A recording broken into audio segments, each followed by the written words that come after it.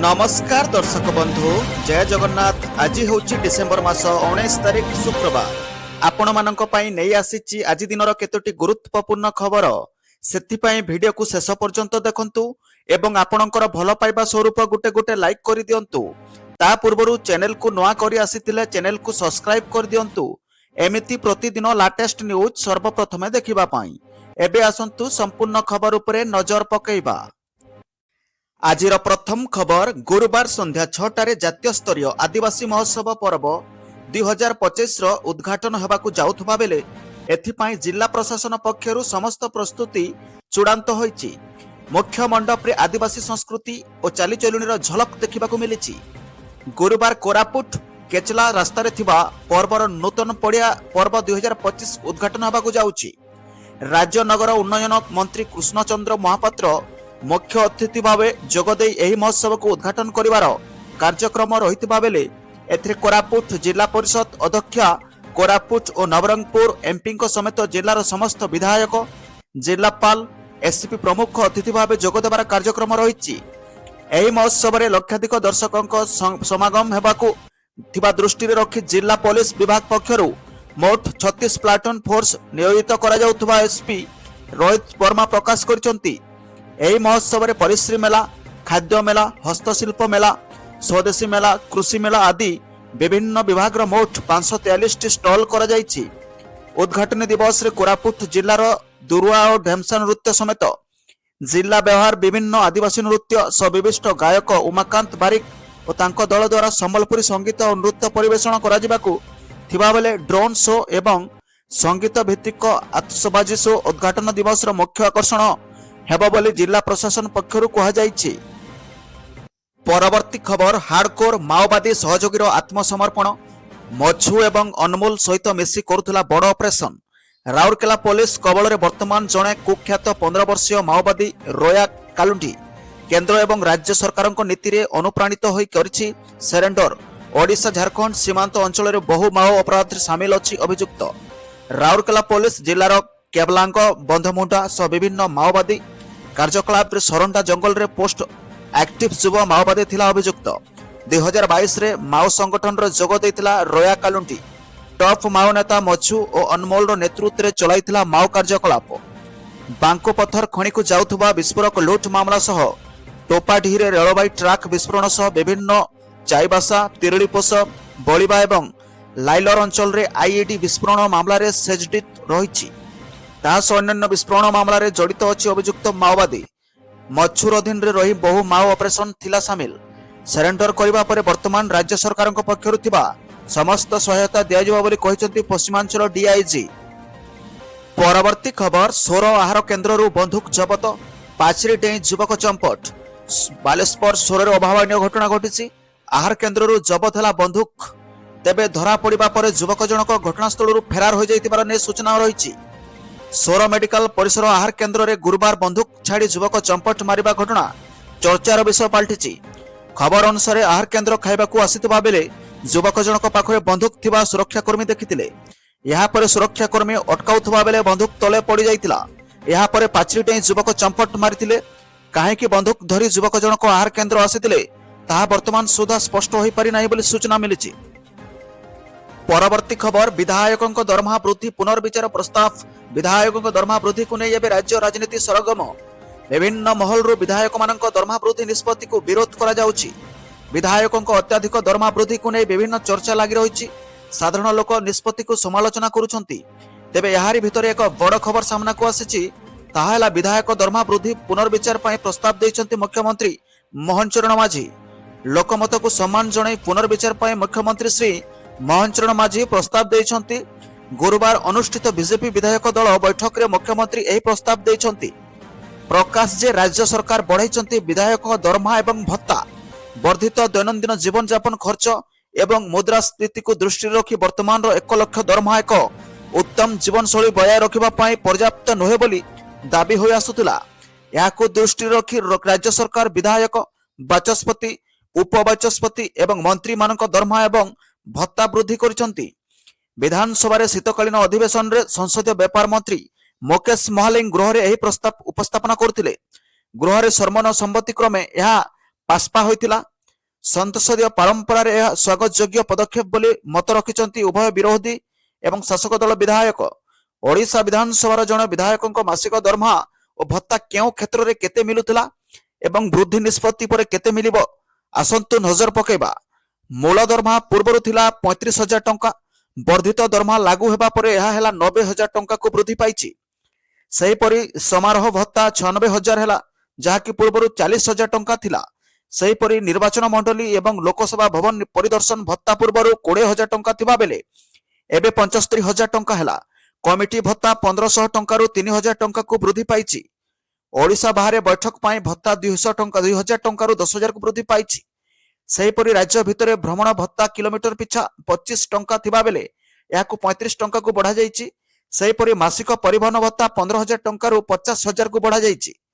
सदस्य को मासिक भत्ता 2,000 10,000 टंका, विद्युत शुल्क 5,000 20,000 टंका, डाक्तरी चिकित्सा भत्ता 5,000 टंका 35,000 टंका, आवास भत्ता 1,000 2,000 टंका एवं मोटर कार एडवांस 5 लाख टंका 10 लाख टंका को वृद्धि होइछि बोली सूचना मिलिछि। परवर्ती खबर आज शुक्रवार संबलपुर बंद को समर्थन कर शताधिक चाषी बाइक रैली। खरीफ धान बिक्री पर टोकन बंटन समस्या विरुद्ध रे चाषी संगठन पक्षर शुक्रवार संबलपुर बंद डाकरा दिया जाइछि। संबलपुर बंद को सफल करने को जनसाधारण तथा विभिन्न सामाजिक और श्रमिक संगठन समर्थन पर गुरुवार एक बाइक रैली आयोजित होता। बरेपाली आरएमसी मंडी हाथ में विभिन्न प्रकार सरकारी विरोधी प्लाकार्ड धरी शताधिक चाषी बाइक रैली रे बाहरी मां समलेई मंदिर दे सहर परिक्रमा स्वरूप शुक्रवार संबलपुर बंद को समर्थन और सहयोग करने को निवेदन करथिले। यह पूर्व संबलपुर जिला कृषक सुरक्षा संगठन पक्षर उक्त मंडी अनुष्ठित बैठक में शुक्रवार संबलपुर बंद रूपरेख स्थिर रखी बाइक रैली शुभारंभ करथिले। एही अवसर में चाषी विरोध में सरकार षड्यंत्र करुवा सरकार डाउन डाउन बोली नारा दे सहर परिक्रमा मारिथिले। टोकन समस्यार समाधान करने राज्य सरकार को बारंबार निवेदन सत्वे यार समाधान दिगरे सरकार आवश्यक पदक्षेप नेउ नाहंती। तेणु चाषी संगठन पक्षर शुक्रवार संबलपुर बंद करने को निष्पत्ति होइछि। तेबे समस्या समाधान न हेबा पर्यंत संबलपुर चाषी संगठन विभिन्न अभिनव उपायर आंदोलन जारी रखिबो बोली पश्चिम ओडिशा कृषक संगठन रो आवाहक अशोक प्रधान कहिसंती। परवर्ती खबर लांच ने भिजिलांस हाथ में धरा पड़े दशमंतरपुर थाना आईआईसी। कोरापुट जिला दशमंतरपुर थाना आईआईसी सुकुमा हंसदा 20,000 टंका लांच ने भिजिलांस हाथ में धरा पड़े थाना अधिकारी जयपुर भिजिलांस अधिकारी एने सूचना मिली। सूचना अनुसार किछि दिन पूर्व दशमंतरपुर ब्लॉक अंचल जड़े युवती को पोड़ागढ़ पंचायत अधीनस्थ छटागुड़ा गाँव रामेश्वर विषयी विवाह प्रतिश्रुति दे शारीरिक संपर्क रखुले। युवती जनक विवाह करी घर को नेबाकू प्रेमिक को कहिथिले हेले प्रेमिक विवाह पाई रोकठोक मना कर देथिले। फल युवती जनक दशमंतपुर थानार द्वारस्थ होइतिले हेले थाना अधिकारी सुकुमा हंसदा न्याय देवा परिवर्ते 20,000 टंका लांच मागिथिले। एने पीड़िता जन संपर्क को जणाइथिले। पीड़िता परिवार लोके भिजिलांस आश्रय नेतिले। आज 10टा बेले आईआईसी सुकुमा हंसदा लांच नबा बेले भिजिलांस माड़ी बसथिला। आईआईसी ठारू लांच टंका जबत होइछि। भिजिलांस टीम एने अधिक तदंत जारी रखुछि बोली खबर मिलिछि। परवर्ती खबर टाटा पावर स्पष्टीकरण। पोस्टपेड पर सिक्योरिटी डिपोजिट जरूरी। निज उपर दोष छड़ाइला Tata power. Additional security deposit किछि नया कथा नुहे, यह पूर्व मध्य थिला। इलेक्ट्रिसिटी एक्ट 2003 नियम अनुसार सबु काम करा जाउथबा कहिछि टाटा पावर। यह एक रेगुलेटेड बिजनेस। विद्युत बिल कनेक्शन चार्जेस सबु रेगुलेटेड। जो सिक्योरिटी डिपोजिट निया जाउछि ताहा ऊपर क्रेडिट इंटरेस्ट मध्य दिया जाउछि। एडिशनल सिक्योरिटी डिपोजिट बाबद रे गणमाध्यम रे विज्ञापन दिया जाउछि। स्मार्ट मीटर संपूर्ण सठिक रीडिंग नेउछि जहा पुराना मीटर रीडिंग नेउ नथिला। स्मार्ट मीटर समान ढंग रे काम करथबा कहिछि टाटा पावर। अधिक टंका आसीबा एक भ्रम, सेमिति कोनोसी स्थान रे हेउ नाही बोली सफेई रखिछि टाटा पावर। पुराना मीटर और स्मार्ट मीटर उभय को व्यवहार करा जाउथबा कहिछि टाटा पावर। परवर्ती खबर मार्च रु लागू हेबो ईपीएफ टंका। एटीएम किंबा यूपीआई रे उठाण सुविधा। केंद्र श्रम मंत्रालय कर्मचारी भविष्य निधि पांठी संगठन ईपीएफओ सदस्यों पई टंका उठाण एटीएम किंबा यूपीआई जरिया रे करिवार सुविधा प्रदान करबाकू जाउछि। एही परिवर्तन 2026 मार्च रु कार्यकारी होई पारे। केंद्र श्रम मंत्री मनसुख मांडवियाक अनुसार सदस्य माने एबे 20 सेमनकर ईपीएफ बैलेंस रो 75% उठाण करि परिबे। ଭବିଷ୍ୟତରେ ଏହି ଉଠାଣ ପ୍ରକ୍ରିୟାକୁ ଆହୁରି ସରଳ କରାଯିବ। ଲକ୍ଷ୍ୟ ହେଉଛି ଲୋକମାନଙ୍କୁ ସେମାନଙ୍କର କଠିନ ପରିଶ୍ରମର ଟଙ୍କା ଶୀଘ୍ର ଏବଂ ସହଜରେ ଉପଲବ୍ଧ କରାଇବ। ମନ୍ତ୍ରଣାଳୟ ମଧ୍ୟ ଇପିଏଫ୍ ଉଠାଣକୁ ୟୁପିଆଇ ସହିତ ଲିଙ୍କ କରିବ। ଏହି ନୂତନ ପଦକ୍ଷେପର ଲକ୍ଷ୍ୟ ସଦସ୍ୟମାନଙ୍କ ପାଇଁ ପାଣ୍ଠି ଉଠାଣକୁ ଯଥାସମ୍ଭବ ସହଜ କରିବ। ଲୋକମାନେ ଆଜିକାଲି ଦୈନନ୍ଦିନ ଆର୍ଥିକ କାରବାର ପାଇଁ ଏଟିଏମ୍ ଏବଂ ୟୁପିଆଇ ବ୍ୟବହାର କରନ୍ତି, ତେଣୁ ଇପିଏଫ୍କୁ ସମାନ ଭାବରେ ଲିଙ୍କ କରିବା ଯୋଜନା ରହିଛି। ସେ କହିଛନ୍ତି ଯେ ଏହା ସଦସ୍ୟମାନଙ୍କୁ ଅନଲାଇନ୍ ପୋର୍ଟାଲ କିମ୍ବା ନିଯୁକ୍ତିଦାତାଙ୍କ ଉପରେ ନିର୍ଭର କରିବାରୁ ମୁକ୍ତ କରିବ। ଦାବି ସମାଧାନର ବିଳମ୍ବ ମଧ୍ୟ ହ୍ରାସ ପାଇବ। ବର୍ତ୍ତମାନ ଇପିଏଫ୍ ଉଠାଣ ପାଇଁ ଏକାଧିକ ଫର୍ମ ପୂରଣ କରିବାକୁ ପଡୁଛି। ଅନେକ ସଦସ୍ୟ ଏହି ପ୍ରକ୍ରିୟାକୁ କଷ୍ଟକର ମନେ କରନ୍ତି, ଯାହା ଉଠାଣରେ ବିଳମ୍ବ କରେ। ଏହି ସମସ୍ୟାର ସମାଧାନ ପାଇଁ ସରକାର ଏଟିଏମ୍ ଏବଂ ୟୁପିଆଇ ଉଠାଣ ବିକଳ୍ପ ପ୍ରଚଳନ କରୁଛନ୍ତି। ଏହି ବୈଶିଷ୍ଟ୍ୟ ଦୈନନ୍ଦିନ ବ୍ୟାଙ୍କିଂ ଅବଶ୍ୟ ସହିତ ସମନ୍ୱିତ ହେବ। ସଦସ୍ୟମାନଙ୍କୁ ଆଉ ଦୀର୍ଘ ସମୟ ଅପେକ୍ଷା କରିବାକୁ ପଡ଼ିବ ନାହିଁ କିମ୍ବା ଅନେକ ଡକ୍ୟୁମେଣ୍ଟ ଦାଖଲ କରିବାକୁ ପଡ଼ିବ ନାହିଁ। ପାଣ୍ଠି ସିଧାସଳଖ ସେମାନଙ୍କ ପଞ୍ଜୀକୃତ ବ୍ୟାଙ୍କ ଆକାଉଣ୍ଟରେ ଜମା କରାଯିବ ବୋଲି ସୂଚନା ମିଳିଛି। ପରବର୍ତ୍ତୀ ଖବର, ବଦଳିଲା ମନରେଗାର ନାମ, ଗୃହରେ ପାରିତ ହେଲା VBG ରାମଜୀ। ରାଗରେ ବିଲ୍ ଫାଡ଼ି ଫିଙ୍ଗିଲେ ବିରୋଧୀ। ଲୋକସଭାରେ ମନରେଗା ନାମ ପରିବର୍ତ୍ତନ ବିଲ୍ ପାରିତ। ମନରେଗା ବଦଳରେ ଏଥର ନାଁ ରହିବ VBG ରାମଜୀ ବିଲ୍। କୃଷି ମନ୍ତ୍ରୀ ଶିବରାଜ ସିଂ ଚୌହାନ ଲୋକସଭାରେ ଭାରତ ନିଯୁକ୍ତି ଏବଂ ଜୀବିକା ମିଶନ ଗ୍ରାମୀଣ ଗ୍ୟାରେଣ୍ଟି ବିଲ୍, ଯାହାକୁ VBG ରାମଜୀ ଭାବରେ ମଧ୍ୟ ଜଣାଶୁଣା, ଉପରେ ପ୍ରତିକ୍ରିୟା ଦେଇଥିଲେ। ବିତର୍କ ସମୟରେ ବିରୋଧୀ ଦଳ ବିଲ୍ ବିରୋଧରେ ସ୍ଲୋଗାନ ଦେଇଥିଲେ। ବିରୋଧୀ ସାଂସଦମାନେ ଗୃହ ମଝିକୁ ପଶି ଆସି କାଗଜ ଫିଙ୍ଗିଥିଲେ। ଶିବରାଜ ସିଂ ଚୌହାନ କହିଛନ୍ତି, ପ୍ରଥମେ ମନରେଗାର ନାମ ମହାତ୍ମା ଗାନ୍ଧୀଙ୍କ ନାମରେ ରଖାଯାଇ ନଥିଲା। ଏହା ମୂଳତଃ ନରେଗା ଥିଲା। ପରେ ଯେତେବେଳେ 2009 ନିର୍ବାଚନ ଆସିଲା, ନିର୍ବାଚନ ଏବଂ ଭୋଟ ପାଇଁ ମହାତ୍ମା ଗାନ୍ଧୀଙ୍କୁ ମନେ ପକାଇଲେ, ବାପୁଙ୍କୁ ମନେ ପକାଇଲେ, ତାପରେ ଏଥିରେ ମହାତ୍ମା ଗାନ୍ଧୀଙ୍କୁ ଯୋଡ଼ାଗଲା। ପରବର୍ତ୍ତୀ ସମୟରେ ଗୃହ VBG ରାମଜୀ ବିଲ୍କୁ ଭଏସ୍ ଭୋଟ ଦ୍ୱାରା ଗୃହୀତ କରିଥିଲା। ଏହା ପୂର୍ବରୁ ବିରୋଧୀ ଦଳ ସଂସଦ ପରିସରରେ ଏକ ପ୍ରତିବାଦ ଶୋଭାଯାତ୍ରା କରିଥିଲେ। 50ରୁ ଅଧିକ ବିରୋଧୀ ସାଂସଦ ଏହି ଶୋଭାଯାତ୍ରାରେ ଅଂଶଗ୍ରହଣ କରିଥିଲେ ଏବଂ VBG ରାମଜୀ ବିଲ୍ ପ୍ରତ୍ୟାହାର ଦାବି କରି ସ୍ଲୋଗାନ ଦେଇଥିଲେ। ପରବର୍ତ୍ତୀ ଖବର, ଦିଲ୍ଲୀରେ ଆଜିଠୁ ନୂଆ ନିୟମ, ପ୍ରଦୂଷଣ ସାର୍ଟିଫିକେଟ୍ ନଥିଲେ ଗାଡ଼ିରେ ତେଲ ପକାଇ ପାରିବେ ନାହିଁ। ସାଂଘାତିକ ସ୍ଥିତିରେ ଦିଲ୍ଲୀ ପ୍ରଦୂଷଣ।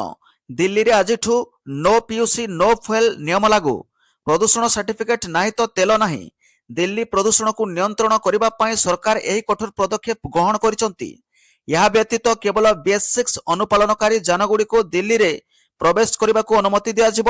କେବଳ ଆମ୍ବୁଲାନ୍ସ, ଅଗ୍ନିଶମ ଓ ପୋଲିସ ବିଭାଗର ଗାଡ଼ିକୁ ମିଳିତ ରିହାତି।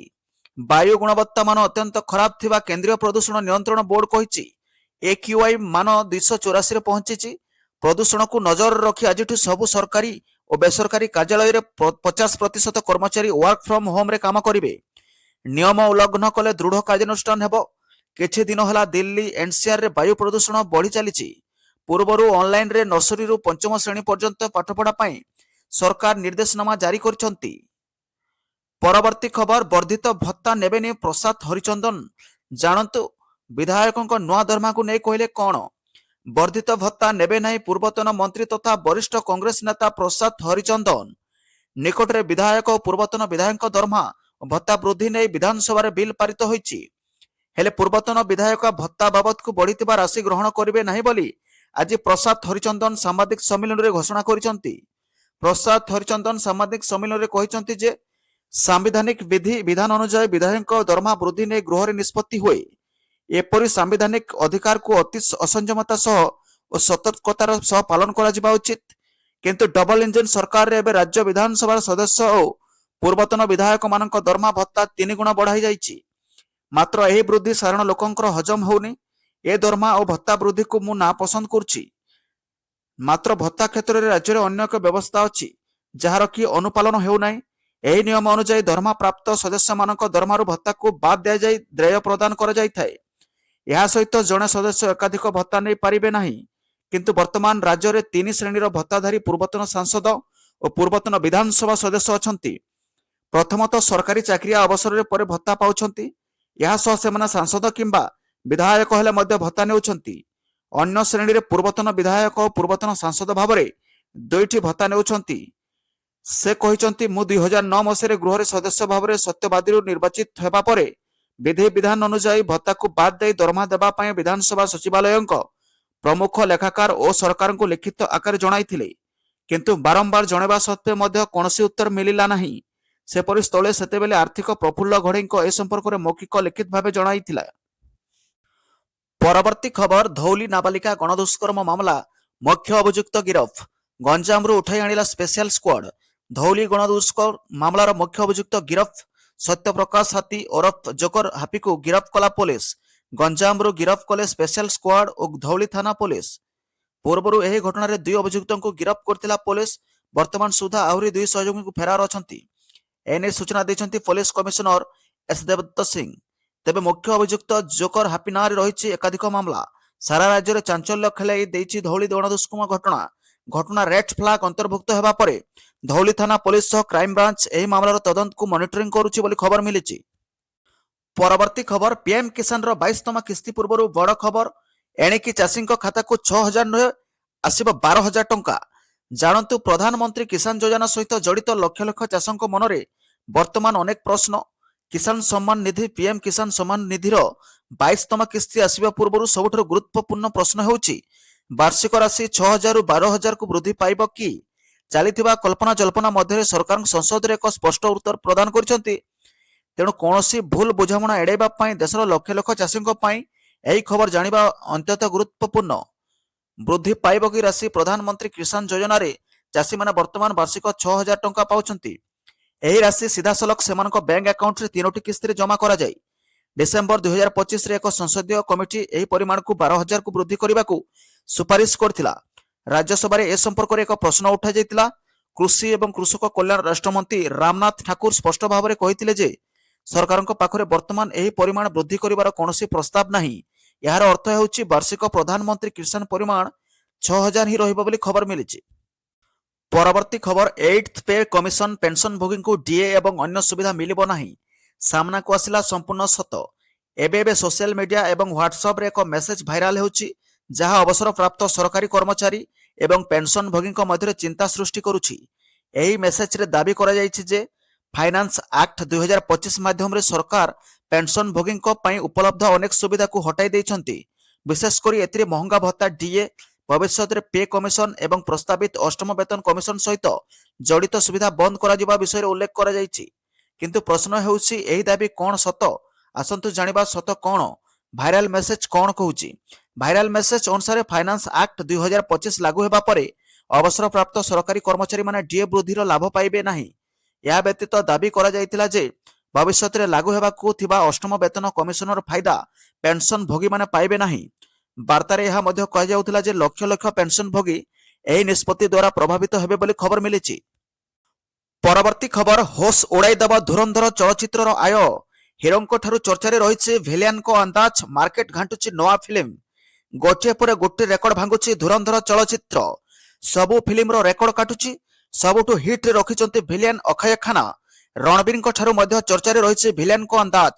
ସୋସିଆଲ ମିଡିଆ ଠାରୁ ଆରମ୍ଭ କରି ଇନଷ୍ଟାଗ୍ରାମରେ ଭାଇରାଲ ହେଉଛି ଅକ୍ଷୟଙ୍କ ଭିଡିଓ।